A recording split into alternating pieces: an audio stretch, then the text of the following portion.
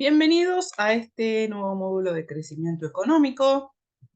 En esta oportunidad vamos a ver la segunda parte correspondiente a la infraestructura social y el desempeño de largo plazo.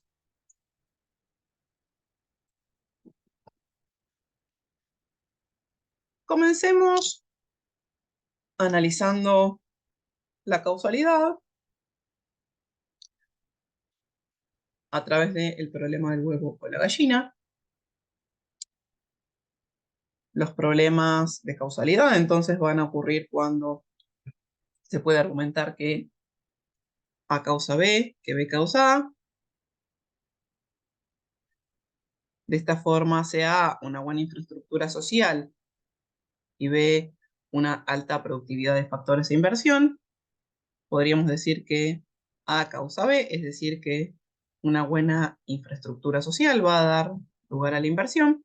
Sin embargo, también podríamos plantearlo a la inversa, que B es lo que causa A, es decir, que una economía es productiva e invierte mucho, por lo tanto, en ese caso, es fácil darse el lujo de tener una buena infraestructura social.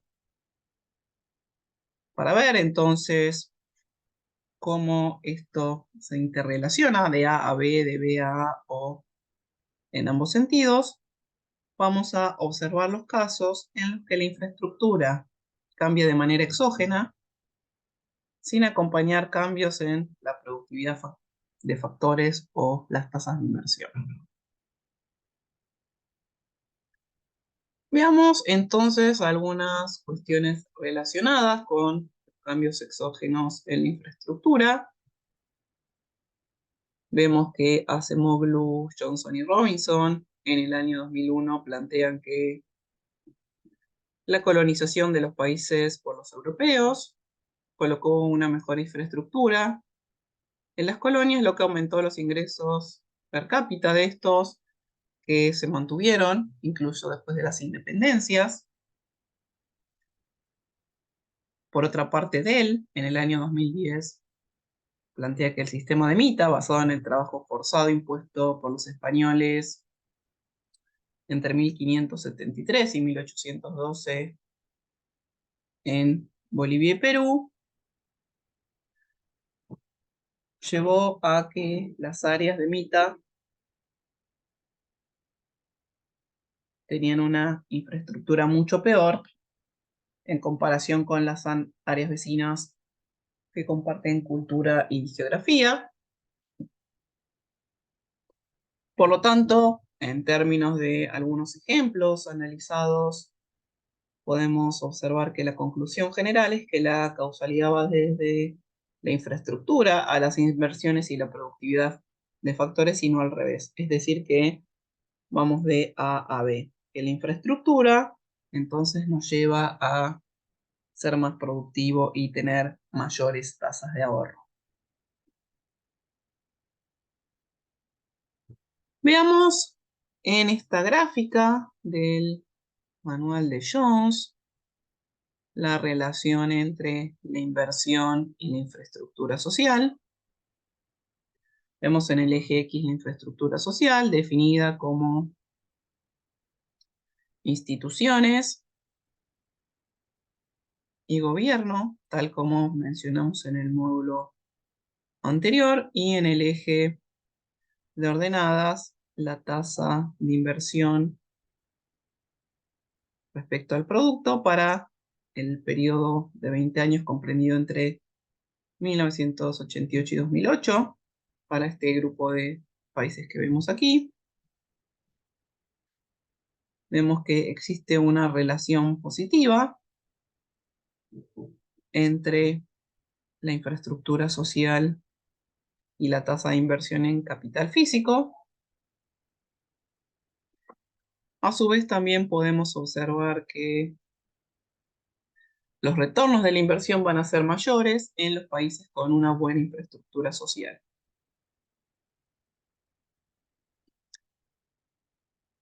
Este gráfico que veíamos anteriormente se refuerza y se ve con una claridad mucho mayor cuando en lugar de trabajar con la tasa de inversión como porcentaje del PBI, pasamos a ver la relación entre esta infraestructura social con la educación. Para eso medimos la educación como año promedio de escolaridad para el año 2008 y vemos que los países con buena infraestructura social invierten más en capital humano y a su vez esta mejor educación también aumenta el retorno de las inversiones. Vemos entonces aquí que la relación positiva es mucho más fuerte que en el caso anterior. Pasemos ahora a ver el tema de la migración de trabajadores calificados. Aquí tenemos que uno de los hechos estilizados analizados al inicio de este curso mencionaba que tanto los trabajadores calificados como los no calificados van a moverse, van a emigrar de los países pobres a los países ricos. Nos preguntábamos entonces si no nos había quedado tan claro, como podemos verlo ahora, que queríamos saber por qué los trabajadores calificados no emigran a los países pobres donde son escasos y por lo tanto recibirán un mayor rendimiento. Recordemos que una primera intuición que podíamos tener es que el factor escaso tiende a ser mejor remunerado.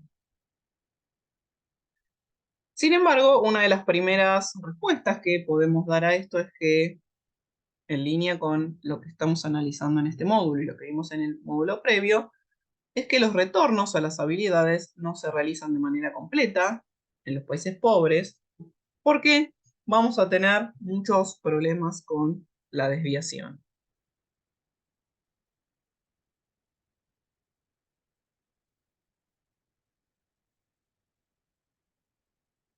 Pasando ahora y complementando las gráficas anteriores,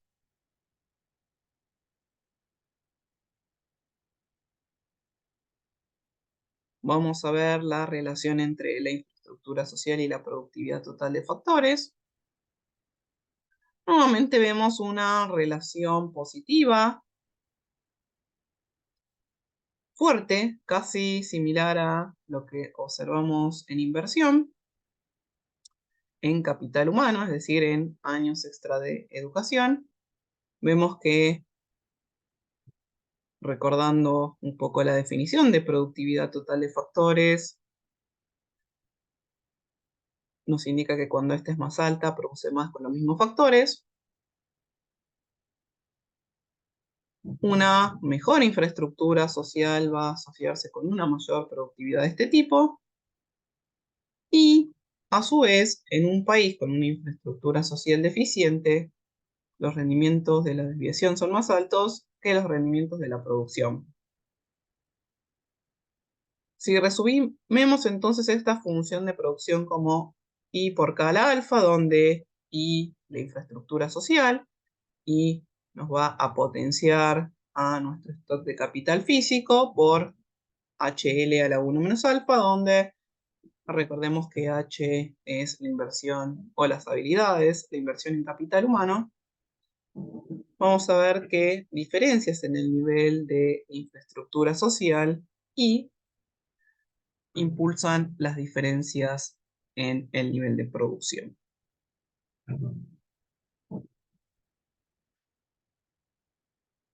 Pasando a algunas cuestiones de elección respecto de la infraestructura social, podemos empezar a pensar en torno a algunas preguntas. En primer lugar, ¿por qué la infraestructura social es tan diferente entre países?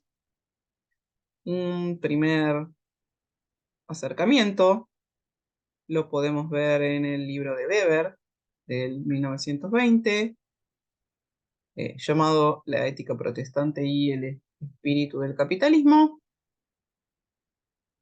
En él plantea que algunas de las cuestiones que generan estas diferencias entre países tienen que ver con los sistemas de creencias, con la cultura, con el clima y la geografía, es decir, con las distancias desde el Ecuador.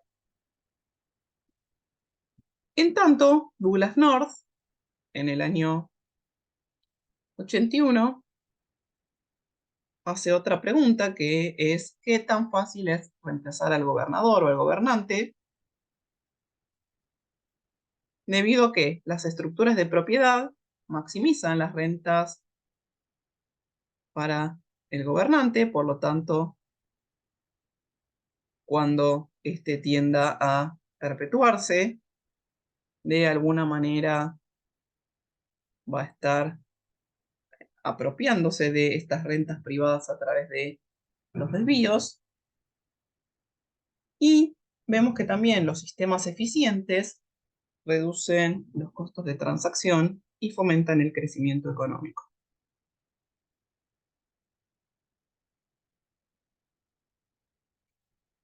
Complementando esta cuestión, pasamos al problema del compromiso y una acepción que vemos en Acemoglu y Robinson del año 2012, en la que plantean algunos puntos. El primero es que la élite gobernante tiene incentivos para maximizar sus rentas, lo que resulta en desviación en lugar de producción, por lo que no pueden comprometerse a favorecer la producción, y vemos que de alguna manera esto nos lleva y nos atrapa en un círculo vicioso y negativo. Asimismo, los gobernados no pueden comprometerse a remunerar a los gobernados después de que estos hayan renunciado, y entonces el sistema económico resultante favorece la desviación en lugar de la producción por falta de compromiso de ambas partes.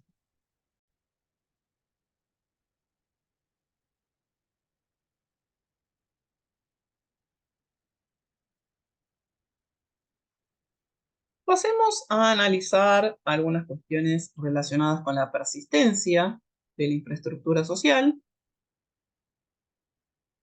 Vemos algunas cuestiones comparativas, algunas cuestiones donde hubo algunos cambios y donde no. Comencemos con el documento de Acemoglu, Johnson y Robinson del año 2002. En un punto analizan la reversión de las fortunas en las antiguas colonias. Lo que plantean aquí es que los europeos colonizaron tanto África como América del Norte, pero los resultados de riqueza en ambos continentes son muy diferentes. Esto vemos que se debe a que en África los europeos instituyeron una infraestructura mucho más ligada a la extracción de rentas, mientras que en América del Norte se instituyó una infraestructura del tipo de favorecimiento de la producción. Por otro lado, Sokolov y Engerman en el año 2000 analizan el caso de América del Norte versus Brasil, ambos colonizados por europeos, y plantean que los resultados económicos difieren mucho entre las dos regiones. Vemos que en el caso de Brasil la producción de azúcar favoreció a las grandes plantaciones. Esto dio lugar a la existencia de pequeñas élites gobernantes y de esta manera se generó una economía que tendía a la desviación, mientras que en el norte la agricultura más de tipo familiar, con explotaciones más pequeñas y a su vez con una población más involucrada en la política, nos llevó a tener una economía orientada a la producción. Por último, para ver algunos despegues o algunos descensos un poco más catastróficos, A diferencia del caso anterior, donde comparamos regiones con condiciones iniciales similares y resultados distintos, vamos a comparar ahora, vamos a ver ahora países que comenzaron de una manera y tuvieron una reversión de sus resultados. Los dos primeros casos, Corea y Japón como milagros del crecimiento, el último caso, el de Argentina, como un desastre económico. Vemos que Corea era uno de los países más pobres del mundo en el año 1945. Ahora es una economía industrializada de alta tecnología. Y para el año 2012 el ingreso per cápita de Corea era del 62% de los Estados Unidos. Más de una década después, este nivel se encuentra mucho más alto. Cuando pasamos a Japón, vemos que entre 1870 y 1945 los ingresos de Japón eran de un 25% del nivel de los Estados Unidos y que para 2000 ya eran el 69%. Hoy por hoy deben estar también mucho más altos. Vemos entonces cómo economías de bajos ingresos pudieron convertirse en economías de altos ingresos y de alto crecimiento y desarrollo. Por eso lo llamamos milagro del crecimiento y vamos a nuestro desastre, que vamos a ver el ejemplo de Argentina. A finales del siglo XIX, Argentina era un país tan rico como los países, la mayoría de los países de Europa Occidental. Es más, en algunos de los años, cuando miramos las estadísticas de crecimiento per cápita de Madison, vemos que ha estado en el primer puesto de ingreso per cápita a nivel mundial, pero para el año 2008 el ingreso por trabajador era solo el 30% del nivel mundial de los Estados Unidos. Si hoy miráramos nuevamente, este se encontraría bastante más abajo. Vemos que las reformas, aquí encomilladas, políticas, cambiaron la infraestructura de manera desastrosa. Esta infraestructura, en lugar de orientarse a la producción, se orientó totalmente a la desviación, a la inversa de Corea y Japón. Por lo tanto, vemos que esta infraestructura social y este tejido que se genera en torno a la sociedad es de vital importancia para el desempeño económico de largo plazo. Con esto finalizamos este módulo. Espero que haya sido de su utilidad. Muchas gracias por haber llegado hasta aquí y los espero en la próxima clase. Que estén muy bien y hasta luego.